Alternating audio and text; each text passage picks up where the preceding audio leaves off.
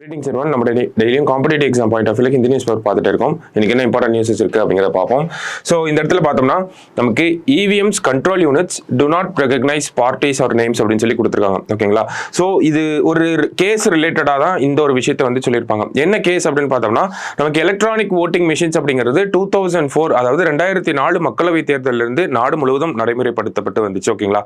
So ஆனால் அதில் சில சந்தேகங்கள் எழுந்துட்டே இருந்துச்சு. நான் ப்ரெஸ் பண்ணுற பட்டனுக்கு தான் ஓட்டு போய் விழுகுதா அப்படிங்கிற ஒரு குற்றச்சாட்டு வந்து இருந்துட்டே இருந்துச்சு. அரசியல் கட்சிகள் இன்னமும் அது ஒரு குற்றச்சாட்டா வச்சுட்டே தான் இருக்காங்க. ஸோ அந்த வகையில் சுப்ரீம் கோர்ட்ல ஒரு கேஸ் போடுறாங்க. அதுக்கு எலெக்ஷன் கமிஷன் ஒரு சொல்யூஷனோட வராங்க. அந்த சொல்யூஷன் தான் என்னன்னு சொல்றோம், நம்ம voter verifiable paper audit trail VVPAT machine அப்படின்னு சொல்லி சொல்றோம் இல்லையா? ஸோ அந்த விவிபேட் மிஷின்ஸை பொறுத்த வரைக்கும் பார்த்தோம்னா 2014 மக்களவை தேர்தலில் இருந்து இந்தியா ஃபுல்லா அதை யூஸ் பண்ணிட்டு இருக்கோம்.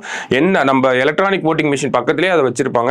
நம்ம ஒரு பட்டன் அமுத்துறோம் அப்படின்னா அந்த ஓட் ரெஜிஸ்டர் ஆயிட்டு நம்ம எந்த பட்டன் அமுத்திருக்கோமோ அதனுடைய சின்னம் வந்து விவிபேட் மிஷின்ல ஒரு 7 செகண்டுக்கு வந்து டிஸ்பிளே ஆகும். சரிங்களா? ஸோ இதுதான் அந்த விவிபேட்டோட நடைமுறை. இருந்தாலும் அரசியல் கட்சிகள் மறுபடியும் சில கேள்விகளை எழுப்பிட்டே இருந்தாங்க. அதுக்கு உச்சநீதிமன்றம் ஒரு விஷயத்தை சொன்னாங்க. அதாவது எலக்ட்ரானிக் ஓட்டிங் மிஷினும் விவிபேட் மிஷின்லையும் இந்த நம்ம போடுற வாக்குகள் தான் இங்க டிஸ்பிளே ஆகுதா அப்படிங்கறத வெரிஃபை பண்ண சொல்றாங்க எலெக்ஷன் கமிஷன் ஆஃப் இந்தியா. ஓகேங்களா? இப்போ நான் ஒரு சின்னத்துல 100 ஓட்டு போடுறேன் அப்படின்னா அதே 100 ஓட்டு தான் இந்த இடத்துல டிஸ்பிளே ஆயிருக்கா அப்படிங்கிறதையும் காட்ட சொல்றாங்க. அந்த வகையில் எலெக்ஷன் கமிஷன் ஆஃப் இந்தியா என்ன பண்ண ஆரம்பிச்சாங்க அப்படின்னு பார்த்தோம்னா ஒரு மக்களவை தொகுதியில் இருக்கக்கூடிய ஒரு வாக்குச்சாவடியை எடுத்துக்கிறாங்க. அங்க இருக்கக்கூடிய இவிஎம் விவிபேட்டை கிராஸ் வெரிஃபை பண்ணி கரெக்டா தான் இருக்கு அப்படிங்கறத சொல்ல வந்தாங்க. அடுத்தது என்ன ஆச்சு பார்த்தோம்னா 1 பத்தாது, இன்னும் நிறைய இடத்துல அதை வெரிஃபை பண்ணணும் அப்படின்னு சொல்றாங்க. ஸோ மறுபடியும் என்ன பண்றாங்கன்னா ஒரு மக்களவை தொகுதியில் 5 வாக்குச்சாவடிகள் எடுத்துக்கிறாங்க. ஸோ இவிஎம் விவிபேட் ரெண்டையும் கிராஸ் வெரிஃபை பண்ண ஆரம்பிக்கிறாங்க. ஓகேங்களா? ஸோ இப்போதைக்கு இருக்கிற நடைமுறையை எடுத்து பார்த்தோம்னா ஒரு மக்களவை தொகுதியில் 5 வாக்குச்சாவடிகளை எடுத்துக்கிறாங்க. அங்க இருக்கக்கூடிய இவிஎம் விவிபேட்டை கிராஸ் வெரிஃபை பண்ணி ஓகே அப்படிங்கறத சொல்றாங்க. இது மார்ஜின் ஆஃப் எரர் அப்படிங்கிறது ரொம்ப கம்மியா தான் இருக்கும். சம்டைம்ஸ் வந்து ஒரு மார்ஜின் ஆஃப் எரர் வரும். என்ன அப்படின்னு பார்த்தோம்னா நமக்கு மார்க் போலிங் அப்படிங்கறத கண்டக்ட் பண்ணுவாங்க. வாக்குப்பதிவு ஆரம்பிக்கிறதுக்கு முன்னாடியே மாதிரி வாக்குப்பதிவு அப்படிங்கறத ஆரம்பிப்பாங்க. சம்டைம்ஸ் அந்த ஓட்டுகள்லாம் வந்து கணக்கில் வர்றப்பதான் ஒரு சில மிஸ்மேட்சஸ் ஆகுது அப்படிங்கறத சொல்லியிருந்தாங்க. ஸோ அந்த ஒரு நடைமுறையில பெரிய குற்றச்சாட்டுகள் எதுவும் இல்லாம தான் இருந்துச்சு. இருந்தாலும் 2024 மக்களவை தேர்தல் அனௌன்ஸ் பண்ணதுக்கு அப்புறமா association for democratic reforms ADR அப்படின்னு சொல்லுவோம் நம்ம. அந்த அமைப்பு வந்து ஒரு வழக்கு போடுறாங்க. என்ன வழக்கு அப்படின்னு பார்த்தோம்னா இந்த மாதிரி 5 வாக்குச்சாவடிகளை எடுத்து அந்த கிராஸ் வெரிஃபை பண்றத இந்தியா ஃபுல்லா இருக்கக்கூடிய மக்களவை தொகுதிகள், இந்தியா ஃபுல்லா இருக்கக்கூடிய இவிஎம் மிஷின் விவிபேட் மிஷின் எல்லாத்தையும் எடுத்து கிராஸ் வெரிஃபை பண்ணி பியூர்லி எரர் ஃப்ரீயா இருக்க மாதிரி எலெக்ஷன் கமிஷன் ஒரு டிரான்ஸ்பேரன்சி, ஒரு வெளிப்படைத்தன்மையை கொண்டு வரணும் அப்படிங்கறத சொல்றாங்க. ஸோ அது சார்ந்த வழக்கு தான் இது. அந்த வழக்குகளில் தான் நிறைய விஷயங்களை வந்து சொல்லியிருப்பாங்க. குறிப்பா பார்த்தோம்னா எதிர்த்தரப்பு வாதங்கள் என்ன சொல்லியிருப்பாங்க அப்படின்னு பார்த்தோம்னா இந்த இவிஎம் மிஷின்ல வந்து கண்ட்ரோல் யூனிட் இருக்கு. அந்த கண்ட்ரோல் யூனிட்டை நம்ம ஹேக் பண்ணிட முடியும். அந்த மாதிரி நிறைய குற்றச்சாட்டுகள் வச்சிருப்பாங்க. அதனாலதான் என்ன சொல்லியிருப்பாங்க, அந்த இவிஎம் மிஷினுக்கு இவிஎம் மிஷின்ல இருக்கக்கூடிய கண்ட்ரோல் யூனிட்ஸ்லாம் பார்ட்டியோ இல்ல அந்த வேட்பாளர்கள் பேரெல்லாம் அதுக்கு ரெகனைஸ் பண்ண தெரியாது. அது வந்து அந்த பட்டன் அமுத்தினா அந்த இடத்துல ஓட் போய் விழுகும். அது மட்டும் தான் அந்த ஒரு விஷயத்துக்கு தெரியும் அப்படிங்கிற மாதிரி சொல்லியிருப்பாங்க. அது மட்டும் இல்லாம இவிஎம் கண்ட்ரோல் யூனிட்ஸை வந்து வேற விதங்களுக்கு உட்படுத்தலாம் அப்படிங்கிறதையும் எதிர்த்தரப்புல சொல்லியிருப்பாங்க. அப்ப அதுக்கு என்ன சுப்ரீம் கோர்ட்ல என்ன சொல்லியிருப்பாங்கன்னா எதிர்த்தரப்பு வாதங்கள் எல்லாமே பார்த்தோம்னா நிறைய சந்தேகத்தின் அடிப்படையில் இருக்கு. உங்களோட சந்தேகத்துக்கெல்லாம் நீதிமன்றத்தில் வந்து நம்ம ஒரு வழக்குல ஒரு விசாரணையை எடுத்துட்டு போக முடியாது. அதே மாதிரி பார்த்தோம்னா சந்தேகங்கள் அடிப்படையில் தேர்தலை தடுக்கவும் முடியாது. சந்தேகங்கள் அடிப்படையில் தேர்தல் ஆணையத்தோட நடவடிக்கைகளை நம்ம குற்றம் சொல்லவும் முடியாது. ஏன் அப்படின்னு பார்த்தோம்னா நமக்கு தேர்தல் ஆணையம் அப்படிங்கிறது அதுவும் தனியா ஒரு அரசியலமைப்பு சார்ந்த அமைப்பா இருக்கு. அதனால சந்தேகங்கள் அடிப்படையில் எதுவும் நம்ம பண்ண முடியாது. ஏன்னா தேர்தல் ஆணையம் நிறைய கொஸ்டின்ஸை வந்து ரைஸ் பண்ணியிருப்பாங்க சுப்ரீம் கோர்ட்டு. இந்த மாதிரி எல்லாம் குற்றச்சாட்டுகள் இருக்கு, இதுக்கு என்ன பதில், இதை எக்ஸ்பிளைன் பண்ணுங்க அப்படிங்கிறதெல்லாம் சொல்லியிருப்பாங்க. ஸோ அதுக்கு எல்லா விஷயத்துக்குமே எக்ஸ்பிளைன் பண்ணியிருப்பாங்க எலெக்ஷன் கமிஷன்ல இருந்து ரெப்ரசன்டேட்டிவ் வந்து எலெக்ஷன் அந்த ப்ரொசீஜர் எல்லாம் எக்ஸ்பிளைன் பண்ணி இதுல வந்து எந்த ஒரு குளறுபடிகள் இல்லை அப்படிங்கறத ப்ரூவ் பண்ணிருப்பாங்க. சோ அதனால தான் இந்த ஒரு விஷயங்களை வந்து சுப்ரீம் கோர்ட் ஆஃப் இந்தியா சொல்லியிருக்காங்க.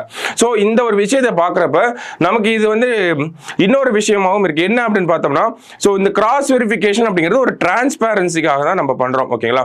அப்ப இந்தியாவில் இருக்கக்கூடிய எல்லா தொகுதிகளிலும் பண்றது அப்படிங்கிறது நமக்கு அது வந்து ப்ரொசீஜரலா ரொம்ப காம்ப்ளிகேட்டடான ஒரு விஷயமா இருக்கும். ஓகேங்களா? சோ அதுக்கு சில ஆல்டர்னேட்டிவ்ஸ் எக்ஸ்பர்ட்ஸ் வந்து சஜஸ்ட் பண்றாங்க. என்ன மாதிரியான ஆல்டர்னேட்டிவ்ஸ் அப்படின்னு பார்த்தோம்னா எங்கெல்லாம் அதிக ஒரு பெரிய நிறைய வாக்காளர்கள் இருக்கக்கூடிய தொகுதிகளா இருக்கும் அந்த மாதிரியான இடங்கள்ல கிராஸ் வெரிஃபிகேஷன் பண்ணலாம்.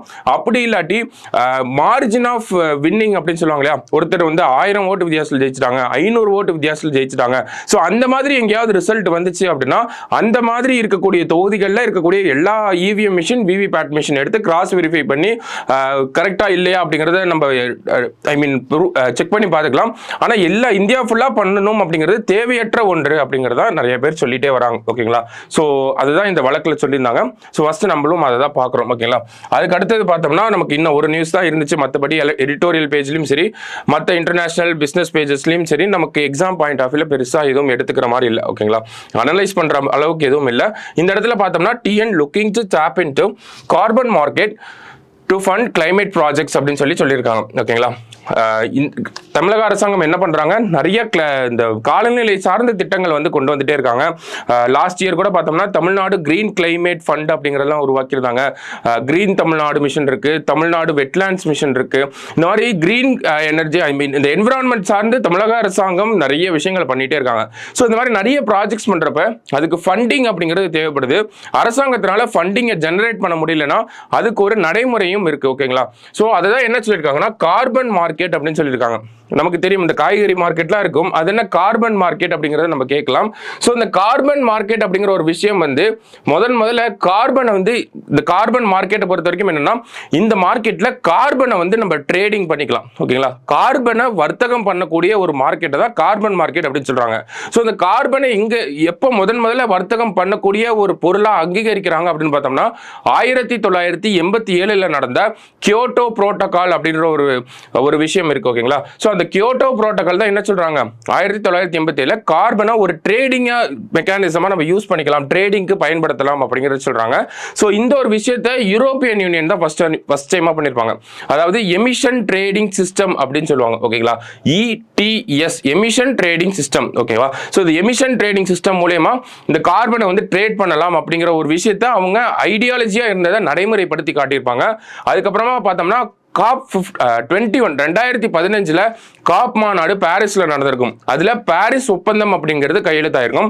அந்த பாரிஸ் ஒப்பந்தத்திலையும் என்ன சொல்லியிருப்பாங்கன்னா இந்த கார்பன் மார்க்கெட் பத்தின விஷயங்களை சொல்லியிருப்பாங்க. அதுக்கப்புறமா COP 26 ஓகேங்களா COP26 வந்து கிளாஸ்கோவில் நடந்திருக்கும். அந்த கிளாஸ்கோவில் தான் ஒவ்வொரு நாடுகளும் அவங்களோட டார்கெட்டை வந்து சொல்லியிருப்பாங்க. அது வந்து நேஷனலி டிட்டர்மைண்ட் கான்ட்ரிபியூஷன் அப்படின்னு சொல்லுவோம். ஓகேங்களா, இந்தியா கூட அவங்களோட நேஷனலி டிட்டர்மைண்ட் கான்ட்ரிபியூஷன் அப்படிங்கிறத ரிலீஸ் பண்ணியிருந்தாங்க. அதுக்கு தான் நம்ம பிரதமர் பஞ்சாமிர்த் அப்படின்னு சொல்லி பேர் வச்சிருந்தாரு. அதுல 5 டார்கெட்ஸ் கொடுத்திருந்தாங்க. அதுல கடைசி டார்கெட் தான் ரொம்ப முக்கியம். என்ன அப்படின்னு பார்த்தோம்னா இந்தியா அவங்க நெட் ஜீரோ அப்படிங்கறத 2070 அச்சீவ் பண்ணுவாங்க அப்படிங்கறத கொடுத்திருந்தாங்க.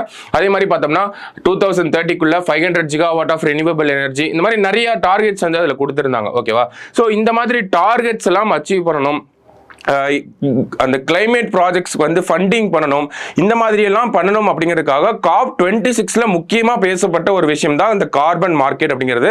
கார்பன் கிரெடிட்ஸ் அப்படின்னு கூட சொல்லுவாங்க. ஓகேங்களா, ஸோ அப்போ கார்பன் மார்க்கெட்னா என்ன அப்படின்னு பார்த்தோம்னா இந்தியாவிலையும் இதுக்காக ஒரு சட்டத்தை COP26 அப்புறமா எக்ஸ்க்ளூசிவா கொண்டு வந்தாங்க. COP26 அப்புறம் என்ன சொல்றாங்க, இந்தியாவில் எனர்ஜி கன்சர்வேஷன் ஆக்ட் அப்படிங்கிறது இருக்கும். ஓகேங்களா, 2001 வந்து வந்திருக்கும். ஓகேங்களா, எனர்ஜி கன்சர்வேஷன் ஆக்ட் அப்படிங்கிறது அந்த சட்டத்தில் ஒரு சில திருத்தங்களை பண்றாங்க. ஓகேங்களா, இந்த எனர்ஜி கன்சர்வேஷன் அமெண்ட்மெண்ட் ஆக்ட் 2022 அப்படின்னு சொல்லி ஒரு சட்டம் வந்திருக்கும். அந்த எனர்ஜி கன்சர்வேஷன் அமெண்ட்மெண்ட் ஆக்ட்ல தான் என்ன சொல்றாங்கன்னா முதல்ல இந்தியாவில் இந்த கார்பன் மார்க்கெட் அப்படிங்கிற ஒரு விஷயத்தை உருவாக்குறாங்க. ஓகேவா, சோ அப்ப அந்த ஆக்ட் அப்படிங்கிறது நமக்கு ரொம்ப முக்கியமா இருக்கு. என்ன ஆக்ட் அப்படின்னு பார்த்தோம்னா எனர்ஜி கன்சர்வேஷன் அமெண்ட்மெண்ட் ஆக்ட் அப்படின்னு சொல்றாங்க. So energy conservation amendment act 2022 தான் இந்தியாவில் கார்பன் மார்க்கெட் அப்படிங்கிற ஒரு விஷயத்தை பத்தி அந்த கார்பன் மார்க்கெட்டுக்கான டெஃபினிஷன், கார்பன் கிரெடிட்னா என்ன, கார்பன் ட்ரேடிங் சிஸ்டம்னா என்ன, அதை யாரு இந்த கிரெடிட்ஸ் எல்லாம் வழங்க போறாங்க, அது எப்படி ட்ரேட் பண்ணுவோம், அதை பத்தின எல்லா விஷயங்களும் சொல்லக்கூடிய ஒரு சட்டமா என்ன இருக்குன்னா எனர்ஜி கன்சர்வேஷன் ஆக்ட் தான் இருக்கு. அப்ப கார்பன் மார்க்கெட்னா என்ன அப்படின்னு பார்த்தோம்னா இந்த கார்பன் மார்க்கெட் வந்து கார்பன் கிரெடிட் அப்படிங்கறத கொடுக்கும். ஓகேங்களா, சோ அப்ப கார்பன் கிரெடிட் அப்படிங்கறத கொடுக்க போறாங்க.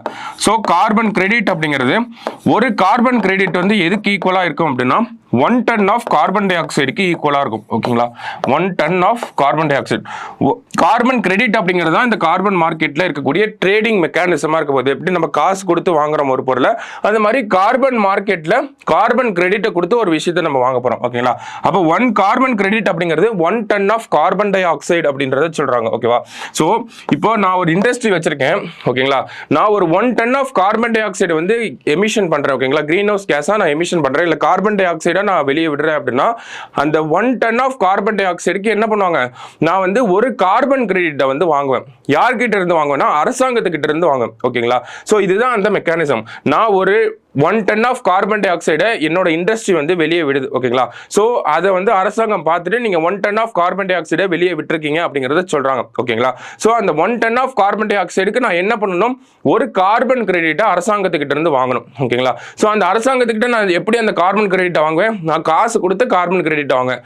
அப்போ அரசாங்கம் எனக்கு கார்பன் கிரெடிட்டை ஒரு பிரைஸ்க்கு கொடுக்குறாங்க. ஓகேவா, ஸோ அந்த காசை வச்சு அரசாங்கம் என்ன பண்ணுவாங்கன்னா கிரீன் எனர்ஜி சார்ந்த திட்டங்களுக்கு அந்த அமௌண்ட்டை பயன்படுத்திக்குவாங்க. ஓகேவா, ஸோ இதுதான் அந்த மெக்கானிசம் அப்படிங்கிறது. கார்பன் மார்க்கெட் அப்படிங்கிறது இப்படி தான் ஒர்க் ஆக போகுது. ஓகேங்களா, இது இந்தியாவில் இன்னமும் ஏர்லி ஸ்டேஜஸ்ல தான் இருக்கு. இன்னமும் இம்ப்ளிமெண்டேஷன்ல நிறைய பிரச்சனைகள் இருக்கு.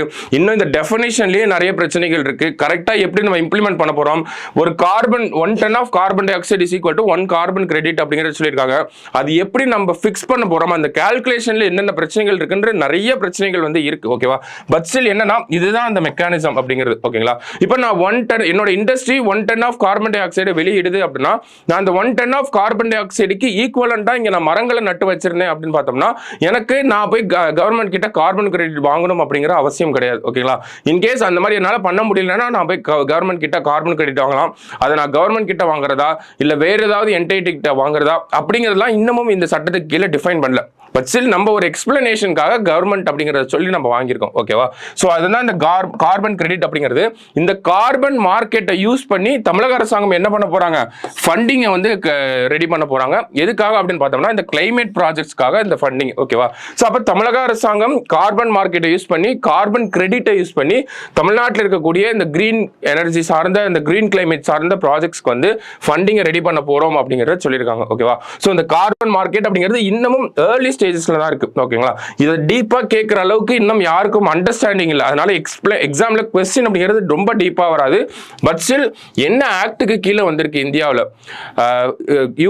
COP26ல சொல்லியிருப்பாங்க. அந்த COP26 அந்த விஷயம், பாரிஸ் கிளைமேட் டீல் பத்தின அந்த விஷயங்கள், குறிப்பா இந்தியாவில் என்ன சட்டத்துக்கு கீழே கார்பன் மார்க்கெட் அப்படிங்கிறது வருதுன்றத கண்டிப்பா கேட்கறதுக்கு வாய்ப்புகள் இருக்கு. எப்போ அப்படின்னு பார்த்தோம்னா எனர்ஜி கன்சர்வேஷன் ஆக்ட் 2022 தான் இந்த ஒரு கார்பன் மார்க்கெட் அப்படிங்கிற விஷயத்தை பத்தி சொல்லியிருப்பாங்க. ஓகேங்களா, ஸோ இதை நல்லா பார்த்து வச்சுக்கோங்க, இந்த ஐடியாவை நல்லா புரிஞ்சு வச்சுக்கோங்க. அதே மாதிரி 1 carbon credit equal to 1 ton of carbon dioxide அப்படிங்கிறது எஸ்டாப்ளிஷ்டு மெக்கானிசம். ஓகேங்களா, உலகம் ஃபுல்லா இந்த ஒரு மெத்தடாலஜியை ஃபாலோ பண்றாங்க. ஓகேவா, ஸோ அதனால இது கேட்கறதுக்கும் வாய்ப்பு இருக்கு. 1 carbon credit equal to 1 ton of carbon dioxide அப்படிங்கிறது. So energy conservation act 2022 1 carbon credit equal to 1 ton of carbon dioxide. ஓகேவா, ஸோ இதெல்லாம் நல்லா பார்த்து வச்சுக்கோங்க. இதுதான் இந்த கார்பன் மார்க்கெட், இப்படிதான் இந்த மெக்கானிசம் ஒர்க் ஆகும். வெளிநாடுகளில் இப்படிதான் ஒர்க் ஆகுது. இந்தியாவில் இம்ப்ளிமெண்ட் பண்ணதான் நமக்கு அது எப்படி இருக்கும் அப்படிங்கிறது தெரிய வரும். சரிங்களா, ஏன்னா நிறைய காம்ப்ளிகேஷன்ஸ் அப்படிங்கிறது இந்த இடத்துல கார்பன் மார்க்கெட் இருக்கு. நம்ம கொஞ்ச நாளைக்கு முன்னாடி கிரீன் கிரெடிட் ப்ரோக்ராம் அப்படின்னு பார்த்தோம். அப்ப கார்பன் கிரெடிட்டுக்கும் கிரீன் கிரெடிட்டுக்கும் என்ன வித்தியாசம் இருக்கும்? அதுக்கு முன்னாடி பார்த்தோம்னா ஃபாரஸ்ட் கன்சர்வேஷன் அமெண்ட்மெண்ட் ஆக்ட் வந்து இருக்கு. ஸோ அதுக்கு கீழே மரங்களை நட்டு வச்சாலே போதும் இண்டஸ்ட்ரிக்கு பதிலாக அப்படின்றத சொல்லியிருக்காங்க. ஸோ இந்த மாதிரி நிறைய கான்ஃபிளிக்டிங்கா கன்வர்ஜிங்கா நிறைய விஷயங்கள் இருக்கு. ஸோ அதெல்லாம் எப்படி ஒர்க் ஆகும் அப்படிங்கறத நம்ம வெயிட் பண்ணி தான் பார்க்கறோம். சரிங்களா, ஸோ இதுதான் இந்த ஒரு விஷயம். மற்றபடி பார்த்தோம் அப்படின்னா இன்னைக்கு நியூஸ் பேப்பர்ல வேற எதுவும் இம்பார்ட்டன்டான ஆர்டிகல்ஸ் அப்படிங்கிறது இல்லை. ஓகேவா, ஸோ இதுல இந்த ஒரு விஷயம் கார்பன் மார்க்கெட் அப்படிங்கிறது நமக்கு எக்ஸாம் பாயிண்ட் ஆஃப் வியூல கேட்கறதுக்கு வாய்ப்புகள் இருக்கு. குறிப்பா இந்த எனர்ஜி கன்சர்வேஷன் அமெண்ட்மெண்ட் ஆக்ட் அப்படிங்கிறது மற்ற எடிட்டோரியல் மற்ற நியூஸஸ்லாம் வந்து நமக்கு எக்ஸாம் பாயிண்ட் ஆஃப் வியூல எடுத்துக்கிற அளவுக்கோ இல்லை அனலைஸ் பண்ற அளவுக்கோ இல்லை. சரி, இதை மட்டும் நல்லா பார்த்து வச்சுக்கோங்க. நம்ம நாளைக்கு நியூஸ் பேப்பர்ல மீட் பண்ணலாம். தேங்க்யூ.